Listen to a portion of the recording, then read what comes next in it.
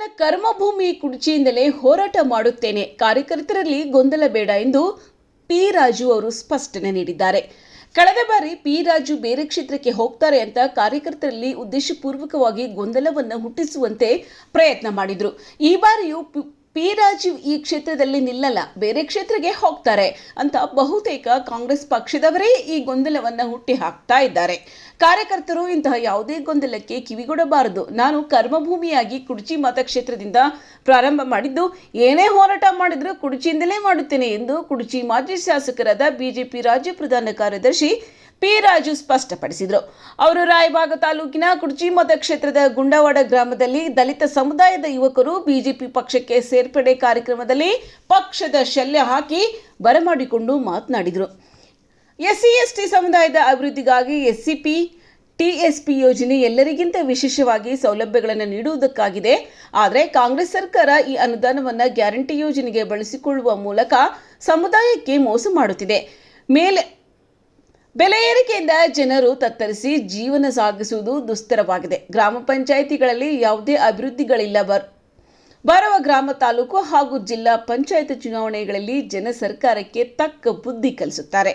ಸರ್ಕಾರ ಕೂಡಲೇ ಗ್ರಾಮ ಪಂಚಾಯತ್, ತಾಲೂಕ್ ಪಂಚಾಯತ್, ಜಿಲ್ಲಾ ಪಂಚಾಯತ್ ಹಾಗೂ ಅವಧಿ ಮುಗಿದ ಪಟ್ಟಣ ಪಂಚಾಯತ್, ಪುರಸಭೆ ಇತರೆ ಸ್ಥಳೀಯ ಆಡಳಿತಗಳ ಚುನಾವಣೆ ಘೋಷಣೆ ಮಾಡುವಂತೆ ಸರ್ಕಾರವನ್ನು ಒತ್ತಾಯಿಸುತ್ತೇನೆ ಎಂದರು. ಇನ್ನು ಈ ಸಮಯದಲ್ಲಿ ಸುಮಾರು 60ಕ್ಕೂ ಹೆಚ್ಚು ಹಿರಿಯರು ಯುವಕರು ಬಿಜೆಪಿ ತತ್ವ ಸಿದ್ಧಾಂತಗಳನ್ನು ಒಪ್ಪಿಕೊಂಡು ಶೆಲ್ಲ ಧರಿಸುವ ಮೂಲಕ ಪಕ್ಷಕ್ಕೆ ಸೇರ್ಪಡೆಗೊಂಡರು. ಈ ಸಂದರ್ಭದಲ್ಲಿ ಮಂಡಲಾಧ್ಯಕ್ಷರಾದ ಶ್ರೀಧರ್ ಮೂಡಲಗಿ, ಮಲಗೌಡ ಪಾಟೀಲ್, ದೂರಪ್ಪ ಕಾಂಬ್ಳೆ, ಶ್ರೀಮಂತ್ ಗಸ್ತಿ, ಸುಭಾಷ್ ಕಾಂಬ್ಳೆ, ನೇಮಿನಾಥ್ ಪಾಟೀಲ್, ರಾಜೇಂದ್ರ ಗಸ್ತಿ, ಶಿವರಾಜ್ ಕಾಂಬ್ಳೆ, ವರದರಾಜ್ ಕಾಂಬ್ಳೆ, ಸಂಗಪ್ಪ ಗಸ್ತಿ, ಪ್ರೇಮ ಗಸ್ತಿ, ಮೋಹನ್ ಲೋಹಾರ್ ಹಾಗೂ ಕಾರ್ಯಕರ್ತರು ಇತರರು ಉಪಸ್ಥಿತರಿದ್ದರು. ವರದಿ ರಾಕೇಶ್ ನಸ್ಲಾಪುರೆ, ರಾಯಭಾಗ್. ಎಸ್ಸಿ ಎಸ್ಟಿಗಳಿಗೆ ಬಳಸಬೇಕಾದ ಹಣ ಅವರ ಅಭಿವೃದ್ಧಿಗೆ ಬಳಸಬೇಕು. ಅಂದ್ರೆ ಅವರಿಗೆ ಸ್ವಯಂ ಉದ್ಯೋಗ ಮಾಡಲಿಕ್ಕೆ ಅವಕಾಶ ಕೊಡಬೇಕು. ನಿರುದ್ಯೋಗಿ ಯುವಕರು ಇರ್ತಾರೆ, ಸ್ವಯಂ ಉದ್ಯೋಗ ಮಾಡಲಿಕ್ಕೆ ಅವರಿಗೆ ಹೆಚ್ಚು ಸಬ್ಸಿಡಿ ಕೊಡಬೇಕು, ಹೆಚ್ಚು ಲೋನ್ಗಳನ್ನು ಕೊಡಬೇಕು, ಅವರಿಗೆ ಅಸೆಟ್ ಕ್ರಿಯೇಷನ್ ಮಾಡಬೇಕು. ಅಂದರೆ ಮನೆ ಕಟ್ಕೊಳ್ಳಿಕ್ಕೆ ರೆಗ್ಯುಲರ್ ಏನು ಬರುತ್ತೆ ಅದಕ್ಕಿಂತ ಹೆಚ್ಚು ಹಣ ಅವರಿಗೆ ಸೇರಿಸಿ ಸ್ಪೆಷಲ್ ಇನ್ಸೆಂಟಿವ್ ಕೊಡಬೇಕು. ಮಕ್ಕಳಿಗೆ ಇವರಿಗೆ ಲ್ಯಾಪ್ಟಾಪ್ ಖರೀದಿ ಮಾಡಲಿಕ್ಕೆ ಆಗೋದಿಲ್ಲ ಅಂತ ಹೇಳಿ ಲ್ಯಾಪ್ಟಾಪ್ ಕೊಡಿಸ್ಬೇಕು. ಈ ಥರದ ನೀರಾವರಿ ಯೋಜನೆಯನ್ನು ಮಾಡಬೇಕು. ಭೂಮಿ ಖರೀದಿ ಮಾಡಲಿಕ್ಕೆ ಬೇರೆ ಸಮುದಾಯಗಳಿಗೆ ಕೊಡ್ಲಿಕ್ಕಾಗಲ್ಲ, ಬಟ್ ಎಸ್ಸಿ ಎಸ್ಟಿಗಳಿಗೆ ಸಾವಿರಾರು ವರ್ಷದಿಂದ ಇವರು ಜಮೀನಿನ ಮಾಲಕರೇ ಆಗಿಲ್ಲ. ಹಾಗಾಗಿ ಇವರಿಗೆ ಜಮೀನು ಖರೀದಿ ಮಾಡಲಿಕ್ಕೆ ಅಂತ ಹೇಳಿ ಸರ್ಕಾರ ಸಹಾಯಧನ ಕೊಟ್ಟರೆ ಇದು ಸ್ಪೆಷಲ್ ಪ್ರೋಗ್ರಾಮ್. ಇದನ್ನ SCP TSP ಅಂತಾರೆ. ನೀವು ಗ್ಯಾರಂಟಿ ಯೋಜನೆಗೆ ಎಲ್ಲರಿಗೂ ಕೊಡೋ ರೀತಿ ನಮಗೂ ಸೇರಿಸಿ ಅದಕ್ಕೆ SCP ಹಣ ಬಳಸ್ತೀವಿ ಅಂದ್ರೆ ಇದು ಸಮಾಜಕ್ಕೆ ಮಾಡಿದ ದ್ರೋಹ ಅಲ್ವಾ? ನಾವು ದಿನದಿಂದ ದಿನಕ್ಕೆ ಮೊದಲನೇ ಬಜೆಟ್ ಮಂಡಿಸಿದಾಗಿನಿಂದ ಇದನ್ನ ತಿಳುವಳಿಕೆ ಕೊಡ್ತಾ ಇದ್ದೀವಿ. ಇಲ್ಲ ನೀವು ಇದನ್ನೇ ಕೊಡ್ತೀರಿ ಅಂತ ಹೇಳಿದ್ರೆ ಅದು ಸ್ಪೆಷಲ್ ಪ್ರೋಗ್ರಾಮ್ ಅನ್ನೋದನ್ನ ಬಿಡಿ. ನಾವು ಟೋಟಲ್ ಬಜೆಟ್ನಲ್ಲಿ ಇದನ್ನು ಕೊಡ್ತಾ ಇದ್ದೀವಿ ಅಂತ ಹೇಳ್ರಿ. ಹೇಳೋದು ಮಾತ್ರ SC STಗಳಿಗೆ ಈ ವರ್ಷ 44,000 ಕೋಟಿ ರೂಪಾಯಿಗಳನ್ನು ಖರ್ಚು ಮಾಡ್ತಾ ಇದ್ದೀವಿ. ಭಾಷಣದಲ್ಲಿ ಹೇಳ್ತೀವಿ. ಯಾವುದಕ್ಕೆ ಕೊಟ್ಟಿದ್ದೀವಿ? ಯಾರಿಗೆ ಭೂ ಒಡೆತನ ಕೊಟ್ಟಿದ್ದೀವಿ? ಯಾರಿಗೆ ಎಕ್ಸ್ಟ್ರಾ ಗಂಗಾ ಕಲ್ಯಾಣ ಕೊಟ್ಟಿದ್ದೀವಿ? ಯಾರಿಗೆ ಎಕ್ಸ್ಟ್ರಾ ಪ್ಯಾಕೇಜ್ ಮನೆಯನ್ನು ಕಟ್ಟಿದ್ದೀವಿ? ಸೊ ಈ ರೀತಿ ಯೋಜನೆಗಳು ಮುಂದುವರೆದ್ರೆ ಇನ್ನು ಎಷ್ಟು 100 ವರ್ಷ ಮುಂದುವರೆಸಿದ್ರೆ SC ST ಸಮುದಾಯ ಅಭಿವೃದ್ಧಿ ಆಗಬಹುದು. ಈಗ ಹೇಳಿದ್ನಲ್ಲ, ವಿಠಲ್ ಗಸ್ತಿ ಕಳೆದ ಬಾರಿಯೂ ಕೂಡ ಇಲ್ಲ ಪಿ ರಾಜು ಬೇರೆ ಕ್ಷೇತ್ರಕ್ಕೆ ಹೋಗ್ತಾರೆ ಅನ್ನೋ ಗೊಂದಲವನ್ನು ಉದ್ದೇಶಪೂರ್ವಕವಾಗಿ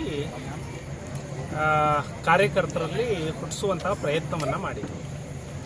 ಈ ಸಾರಿಯೂ ಕೂಡ ಇಲ್ಲ ರಾಜೀವ್ ಅವರು ಇಲ್ಲಿ ನಿಲ್ಲೋದಿಲ್ಲ, ಕುರ್ಚಿಯಲ್ಲಿ ನಿಲ್ಲೋದಿಲ್ಲ, ಬೇರೆ ಯಾವುದೋ ಕ್ಷೇತ್ರಕ್ಕೆ ಹೋಗ್ತಾರೆ ಅಂತ ಹೇಳಿ ಬಹುತೇಕ ಕಾಂಗ್ರೆಸ್ ಪಕ್ಷದವರೇ ಈ ಗೊಂದಲವನ್ನು ಹುಟ್ಟಾಕ್ತಾ ಇದ್ದಾರೆ.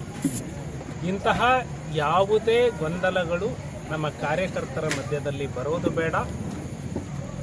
ಸ್ಪಷ್ಟವಾಗಿ ನಾನು ಕುಡ್ಚಿ ಮತಕ್ಷೇತ್ರದಿಂದನೇ ಸ್ಪರ್ಧೆ ಮಾಡ್ತಾನೆ. ಯಾವುದೇ ಕ್ಷೇತ್ರವನ್ನು ಬದಲಾವಣೆ ಮಾಡ್ತಾರೆ ಇದು ಅವು ಎಲ್ಲವೂ ಕೂಡ ಊಹಾಪೋಹ. ಬೇಕಂತಾನೆ ನಮ್ಮ ಕಾರ್ಯಕರ್ತರ ಮಧ್ಯದಲ್ಲಿ ಗೊಂದಲ ಸೃಷ್ಟಿ ಮಾಡೋದು. ಹಾಗಾಗಿ ಯಾರೂ ಕೂಡ ಅಂತಹ ಊಹಾಪೋಹಗಳಿಗೆ, ಅಂತಹ ಗೊಂದಲಕ್ಕೆ ಕಿವಿ ಕೊಡುವಂತಹ ಅವಶ್ಯಕತೆಯೇ ಇಲ್ಲ. ನಾನು ಸ್ಪಷ್ಟವಾಗಿ ವೃತ್ತಿಗೆ ರಾಜೀನಾಮೆಯನ್ನು ಕೊಟ್ಟು ರಾಜಕೀಯ ನನ್ನ ಕರ್ಮಭೂಮಿಯಾಗಿ ಕುಡ್ಚಿ ಮತಕ್ಷೇತ್ರದಿಂದನೇ ಪ್ರಾರಂಭ ಮಾಡಿದ್ದು.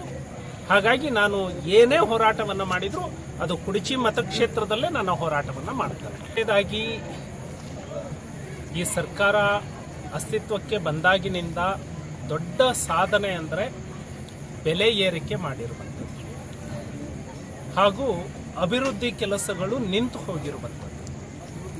ನನ್ನ ಅವಧಿಯಲ್ಲಿ ಸಾವಿರಾರು ಮನೆಗಳನ್ನು ಮಂಜೂರು ಮಾಡಿದ್ವಿ. ಈ ಸರ್ಕಾರ ಬಂದಾಗ ಈವನ್ ಸಿಂಗಲ್ ಮನೆಗಳು ಮಂಜೂರಾತಿ ಬಂದಿಲ್ಲ. ರಾಜೀವ್ ಗಾಂಧಿ ವಸತಿ ನಿಗಮದಿಂದ ಗ್ರಾಮ ಸಭೆಯಲ್ಲಿ ಮಂಜೂರಾಗಿಲ್ಲ. ಎರಡನೇದಾಗಿ ನನ್ನ ಅವಧಿಯಲ್ಲಿ SC STಗಳಿಗೆ ಎಷ್ಟು ಯೋಜನೆಗಳನ್ನು ತಂದಿದ್ವಿ, ಅಂತಹ ಯಾವುದೇ ಯೋಜನೆಗಳು ಈ ಸರ್ಕಾರದಿಂದ ಬಂದಿಲ್ಲ. ಈ ಸರ್ಕಾರ ಟ್ರಾನ್ಸ್ಫಾರ್ಮರ್ಗಳನ್ನು, ಸಾವಿರಾರು ಟ್ರಾನ್ಸ್ಫಾರ್ಮರ್ಗಳನ್ನು ರೈತರಿಗೆ ಮಂಜೂರು ಮಾಡಿಸಿದ್ವಿ. ಈಗ ಒಂದು ಟ್ರಾನ್ಸ್ಫಾರ್ಮರ್ ಪಡ್ಕೊಳ್ಬೇಕು ಅಂದರೆ ರೈತ ಕನಿಷ್ಠ 2.5 ಲಕ್ಷ ರೂಪಾಯಿ ಖರ್ಚು ಮಾಡಬೇಕಾಗಿದೆ. ಎಲ್ಲಿಂದ ತರ್ತಾನೆ ರೈತ? ಹೆಣ್ಣು ಮಕ್ಕಳು ಹಿಟ್ಟಿನ ಗಿರಣಿಗೆ ಹೋದರೆ ಏನು ಮೊದಲು ದುಡ್ಡು ಕೊಡ್ತಿದ್ರು ಅದರ 4 ಪಟ್ಟು ದುಡ್ಡನ್ನು ಕೊಡಬೇಕಾಗಿದೆ. ಒಂದು ಸಣ್ಣ ಗೂಡಂಗಡಿ ಇಟ್ಕೊಂಡ್ರೆ ಅದರ ಕರೆಂಟ್ ಬಿಲ್ಲು 700 ರೂಪಾಯಿ 800 ರೂಪಾಯಿ ಬರ್ತಾ ಇದೆ. ಮೊದಲು ಅವರ ಮನೆ ಬಿಲ್ಲು ಮತ್ತೆ ಅಂಗಡಿಯ ಬಿಲ್ಲನ್ನು ಸೇರಿಸಿದ್ರು ಕೂಡ 500 ರೂಪಾಯಿ ದಾಟ್ತಿರ್ಲಿಲ್ಲ.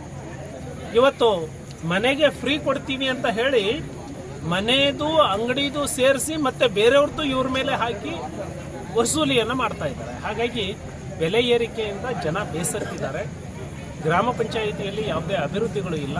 ಈ ಎಲ್ಲ ಕಾರಣಕ್ಕಾಗಿ TP ZP ಗ್ರಾಮ ಪಂಚಾಯಿತಿ ಎಲೆಕ್ಷನಲ್ಲಿ ಈ ಸರ್ಕಾರಕ್ಕೆ ಜನ ಬುದ್ಧಿಯನ್ನು ಕಲಿಸ್ತಾರೆ. ನಾವು ಒತ್ತಾಯವನ್ನು ಮಾಡ್ತೇವೆ ಈ ಸರ್ಕಾರಕ್ಕೆ ಆದಷ್ಟು ಬೇಗ ಗ್ರಾಮ ಪಂಚಾಯಿತಿ ಮತ್ತು ತಾಲೂಕ್ ಪಂಚಾಯಿತಿ, ಜಿಲ್ಲಾ ಪಂಚಾಯಿತಿ ಚುನಾವಣೆಗಳನ್ನು ನಡೆಸಬೇಕು. ಎಲ್ಲೆಲ್ಲಿ ಪುರಸಭೆ, ಪಟ್ಟಣ ಪಂಚಾಯಿತಿಗಳು ಅವಧಿ ಮುಗಿಸಿದ್ದಾವೆ ಕೂಡಲೇ ಪುರಸಭೆ ಮತ್ತು ಪಟ್ಟಣ ಪಂಚಾಯಿತಿಗಳಲ್ಲಿ ಚುನಾವಣೆಯನ್ನು